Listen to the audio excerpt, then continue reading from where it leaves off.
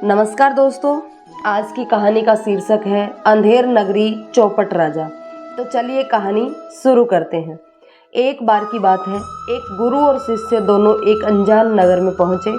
वहां पहुंचकर उन्होंने देखा कि उस शहर में सब कुछ बहुत सस्ते में मिलता था और सबका भाव एक समान ही था। यानी कि 1 टका में चाहे 1 किलो सब्जी लो, चाहे 1 किलो सोना, सबका भाव समान था, जरा भी ऊंच नीच नहीं थी। इस प्रकार वहाँ के माहौल को देखते हुए चेला बहुत खुश हुआ। उसके तो अब जैसे मज़े ही हो गए थे। उसे अब वहाँ का माहौल खूब पसंद आने लगा। लेकिन उसके गुरु को ये बात बिल्कुल ठीक नहीं लगी। उन्होंने अपने चेले से कहा कि वत्स, अब ज़्यादा दिन यहाँ रहना ठीक नहीं है। यहाँ का राजा बिल्कुल मूर्ख है और उसके राज में गधे घोड़े यानी कि बुद्धिमान और मूर्ख एक समान है। अर्थात यह एक मूर्खों की नगरी है और यहाँ का राजा कह दे तो दिन को रात और रात को दिन मान लिया जाता है। इसलिए अब जल्दी ही हमें इस नगरी को छोड़कर चले जाना चाहिए। अगर हम यहाँ रहे तो कभी भी बड़ी मुसीबत में फंस सकते हैं। यह बात चेले को पसंद नहीं आई। उसने कहा कि गुरुजी, मुझे तो ऐसा कुछ भी नहीं लगता। फिर भी अगर आप जाना चाहते हैं तो आप चले जाइए, मैं तो अब यहीं पर ही रहना चाहता हूँ। गुरुजी ने अपने चेले को खूब समझाया कि वो उसकी बात मान ले और उसके साथ दूसरी जगह चले। लेकिन चेले ने अपने गुरु की एक न सुनी। अब गुरुजी ने अकेले ही जाने का निश्चय किया और जाते जाते उन्होंने अपने चेले से कहा कि देखो वत्स, अब जैसी तुम्हारी इच्छा, फिर भी तुम अपना ख्याल रखना और अगर कभी मुसीबत आन पड़े तो मुझे ज़रूर याद करना। मैं उसी समय तुम्हारी मदद के लिए आ जाऊंगा। और ऐसा कहकर गुरुजी अकेले ही वहाँ से चले गए। अब चेला अकेला ही खूब मज़े से रहने लगा और खूब खाकर थोड़े ही दिनों में वो मोटा हो गया। अब एक दिन अचानक जोरदार बारिश हुई, जिसके कारण एक घर की दीवार टूट गई और उसके नीचे दबने से एक बकरी की मौत हो गई। अब बकरी के मालिक ने वहाँ के राजा से शिकायत कर दी। राजा ने जब बकरी के मालिक को बुलाया तो उसने कहा कि पड़ोस की दीवार गिरने से मेरी बकरी की मौत हुई है। तो राजा ने उसके पड़ोसी को बुलाया और उससे पूछा कि देखो, तुम्हारी दीवार गिरने से एक बकरी की मौत हो गई, अब इसकी भी सज़ा मौत है। यह सुनकर वो आदमी घबरा कर बोला, नहीं राजा साहब, इसमें मेरी कोई गलती नहीं है। दरअसल ये सारी गलती तो उस दीवार को चुनने वाले कारीगर की है। शायद उसी ने दीवार ठीक से नहीं बनाई होगी, तभी तो बारिश में ये गिर गई। तो राजा ने उस कारीगर को बुलाया और उससे कहा, देखो तुमने कैसी घटिया दीवार चुनी है जो एक ही बारिश में गिर पड़ी और उससे एक बकरी की मौत हो गई।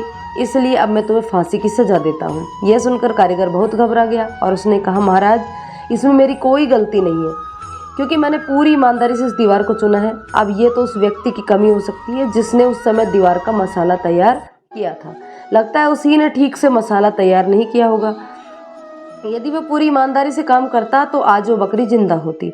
अब राजा ने उस व्यक्ति को भी दरबार में बुलाया और उससे कहा कि देखो, तुमने कितना घटिया काम किया है। तुमने उस दीवार को चुनने का मसाला ठीक से तैयार नहीं किया, तुमने सरासर काम चोरी की है। अतः अब तुम्हें फांसी की सज़ा दी जाती है। ये सुनकर वो आदमी बहुत रोया और उसने राजा से खूब मिन्नतें की कि उसकी जान बख्श दी जाए। अब फांसी का फंदा तैयार किया जाने लगा। जब उस आदमी को फांसी दी जाने लगी तो फांसी का फंदा उसके गले में ढीला रह गया, यानी कि फंदा थोड़ा ज़्यादा बड़ा बन गया था। अब क्या किया जाए, क्योंकि फंदा थोड़ा बड़ा बन गया था, फिर भी फांसी तो हर हाल में दी जानी थी, फिर चाहे किसी दूसरे को ही क्यों ना देनी पड़े। इसके लिए अब आदमी की तलाश की जाने लगी जिसके गले में वो फंदा फिट बैठ सके। अब राजा के सिपाही ऐसे व्यक्ति की तलाश करते हुए उसी चेले के घर तक जा पहुँचे। उन्होंने उस चेले को पकड़ा और जब उसके गले का नाप लिया तो फंदा एकदम फिट बैठ गया।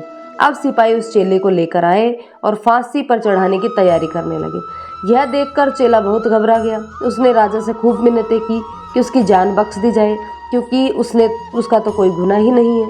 लेकिन राजा ने उसकी भी बात नहीं सुनी और चेले से कहा कि देखो युवक, हम किसी और को फांसी की सज़ा का हुक्म सुना चुके हैं, लेकिन उसके गले में ये फंदा बहुत ढीला है, इसलिए उसके बदले में अब तुम्हें फांसी दी जा रही है। अब मैं अपना हुक्म तो वापस नहीं ले सकता, इसलिए इस फंदे पर किसी को तो झूलना ही पड़ेगा ना। अब तो चेला बहुत घबरा गया, क्योंकि मौत अब उसके अपने सामने ही नज़र आ रही थी। तभी उसे अपने गुरु की बात याद आई और उसने मन ही मन अपने गुरु को याद किया।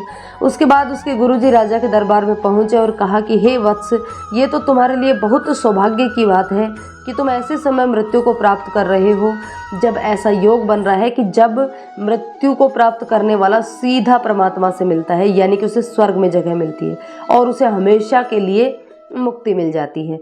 ये सुनकर राजा ने कहा कि हे गुरुवर, अगर ऐसा है तो फिर मैं स्वयं ही इस फांसी पर चढ़ूंगा। फिर उसने सैनिकों को हुक्म दिया कि अब फांसी के फंदे पर उस युवक को नहीं बल्कि उसे ही फांसी पर चढ़ाया जाए। इसके बाद राजा का जल्दी से फांसी पर चढ़ा दिया गया और इस प्रकार एक चौपट राजा अपनी ही मूर्खता से मारा गया। कहानी से ये शिक्षा मिलती है कि जिस देश का राजा मूर्ख हो ना, वहाँ न्याय की उम्मीद करना बेकार है। तो दोस्तों, उम्मीद है ये कहानी आपको ज़रूर पसंद आई होगी। यदि कहानी पसंद आई है तो उसे लाइक और शेयर करें और कमेंट करके बताइए कि आपको कहानी कैसी लगी।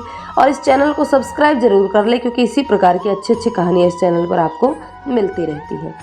धन्यवाद।